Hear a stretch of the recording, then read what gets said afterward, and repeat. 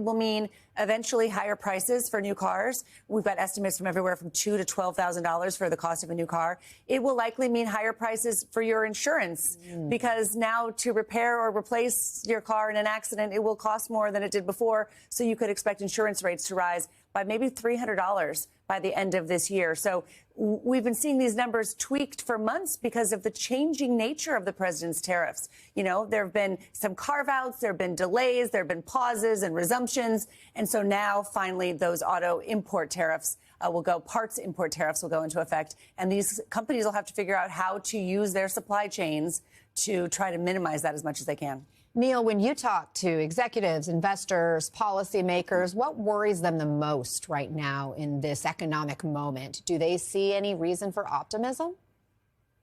Look, I think the reason for optimism is there is always the ability to de-escalate. And, you know, if we just have a new kind of across the board tariff, 10%, that can be kind of parceled out between suppliers, the importers and consumers. And it's not disastrous if it's steady. What's disastrous and what's problematic is when tariffs go from 10% to 20% to 124%, 145%. And those are levels that really shut down commerce and the ability to plan and predict and price. That's what's hard. And so, you know, it's not that any tariff level is disastrous for the economy. It's that the erratic nature of this path has been really made it hard to plan and, you know, hard to invest, hard to hire, hard to have any confidence of what the policy landscape looks like a year from now or even a couple months from now.